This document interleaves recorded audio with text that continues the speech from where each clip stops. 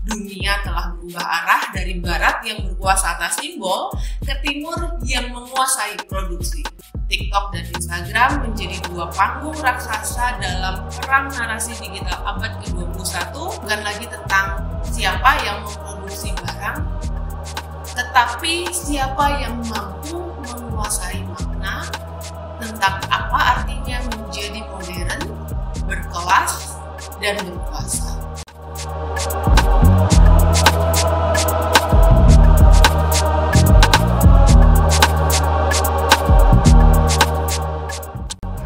Is tightening export rules. 100% tariff on Chinese imports. Trade tensions between the U.S. and China getting even worse.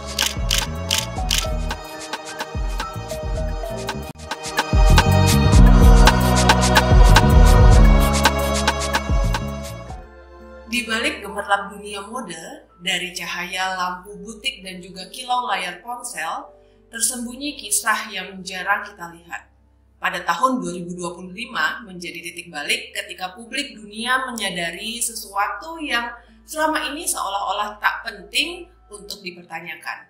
Tas mewah yang dipamerkan di Catwalk Paris, sepatu yang dikenakan para selebritas Hollywood, sampai ponsel premium yang juga digenggam oleh miliaran orang-orang, ternyata lahir dari jalur produksi panjang di pabrik-pabrik Tiongkok. Fakta itu menggemparkan. Bukan karena terjadi, tetapi karena kini terbuka secara telanjang di hadapan publik digital yang tidak lagi bisa dibohongi.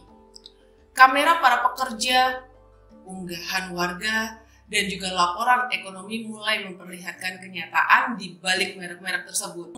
Dunia telah berubah arah dari barat yang berkuasa atas simbol ke timur yang menguasai produksi. Namun ini bukan sekedar cerita tentang ekonomi global ataupun strategi bisnis lintas negara.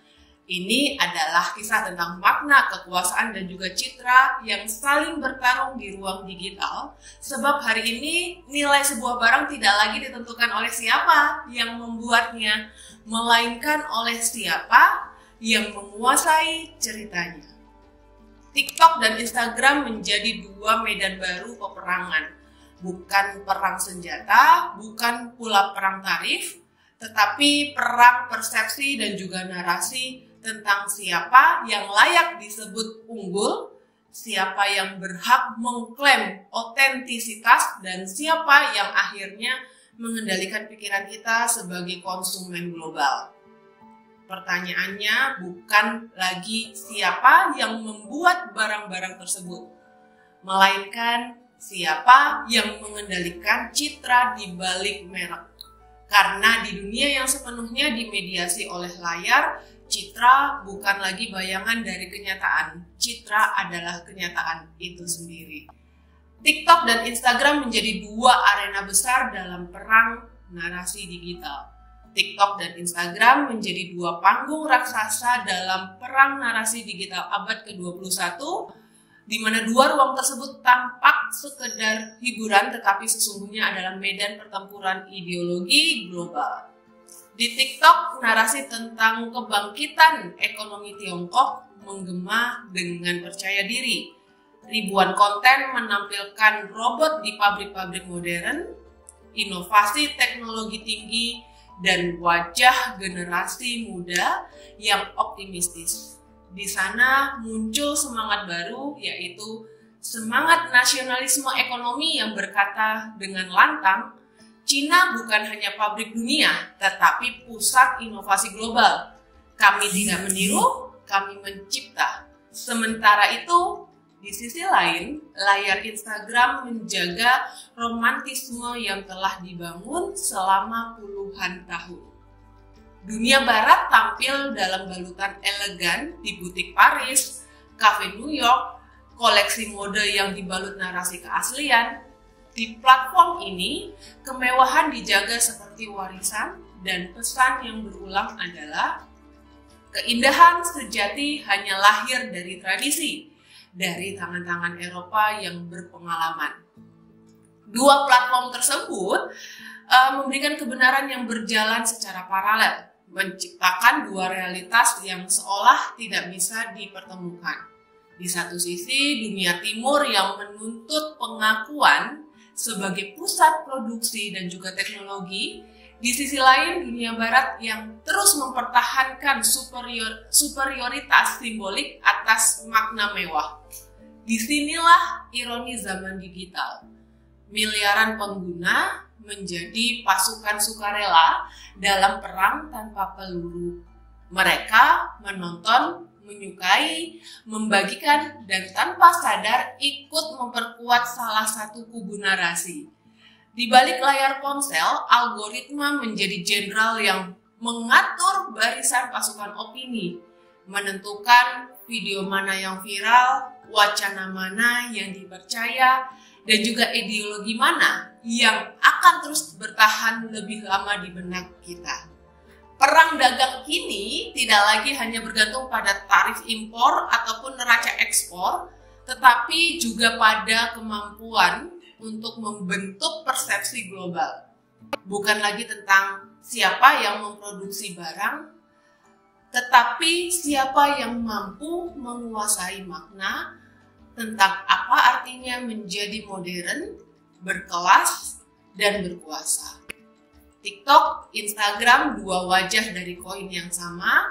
Satu menampilkan kebangkitan timur yang penuh energi, sedangkan satu lagi mempertahankan dominasi barat yang berkilau tradisi. Dan kita, para penonton di tengah arus digital, mungkin tidak lagi tahu mana yang benar dan juga mana yang sekedar narasi. Sebab di dunia yang diatur oleh algoritma, kebenaran ini adalah apa yang paling sering muncul di layar kita. Karl Marx menyebutkan bahwa fenomena ini sebagai alienasi produksi, di mana buruh di pabrik-pabrik Asia, mereka yang memproduksi barang bernilai jutaan dolar, namun tidak pernah menikmati hasilnya. Nilai barang tidak lagi berasal dari kerja manusia, melainkan dari simbol yang disematkan kepada produk tersebut. Kita tidak lagi melihat tangan yang bekerja, hanya logo yang berkilau. Kapitalisme modern telah berhasil mengubah realitas menjadi ilusi yang dapat juga dijual. Baudrillard percaya bahwa kita kini hidup dalam dunia simulasi realitas yang digantikan oleh citra, oleh simbol, oleh tanda yang kita percayai sebagai sebuah kenyataan. Dalam dunia ini, produk mewah tidak lagi punya nilai karena bahan ataupun fungsi, tetapi karena makna yang diciptakan oleh narasi dan juga algoritma. Sebuah tas tidak lagi sekedar tas, ia adalah identitas, status, bahkan mimpi yang dibeli dengan harga tinggi, di mana perang TikTok dan Instagram bukan lagi pertarungan ekonomi, tetapi juga perang makna. Siapa yang paling sukses menciptakan ilusi kemewahan. Michael Foucault pernah berkata bahwa kekuasaan itu bukan sekedar menindas, ia membentuk pengetahuan. Di era digital, kekuasaan itu bekerja lewat algoritma. Algoritma lah yang menentukan apa yang kita lihat, apa yang dipercayai, dan juga apa yang ada di dalam pikiran kita. Dalam konteks perang dagang saat ini, kekuasaan bukan lagi juga milik pemerintah ataupun korporasi, tetapi milik mesin algoritmik yang mengatur arus makna global. Inilah bentuk kekuasaan yang baru, lembut, tak terlihat tapi menentukan. Kita hidup di masa di mana kebenaran itu bukan ditentukan oleh data, melainkan oleh narasi yang paling menarik, paling viral, dan juga paling mudah untuk dicerna. Dalam dunia pasca kebenaran ekonomi, opini itu menggantikan fakta. TikTok, Instagram menjadi senjata diplomasi baru, membentuk persepsi dunia melalui layar yang kita genggam. Cina mungkin menjadi pabrik dunia, tapi perang sesungguhnya tidak lagi terjadi di pabrik tersebut. Ia terjadi di layar ponsel, di antara algoritma, konten, dan juga ilusi. Dan pada akhirnya, kita semua bukan sekedar menjadi konsumen, tapi juga bagian dari simulasi besar bernama perang citra.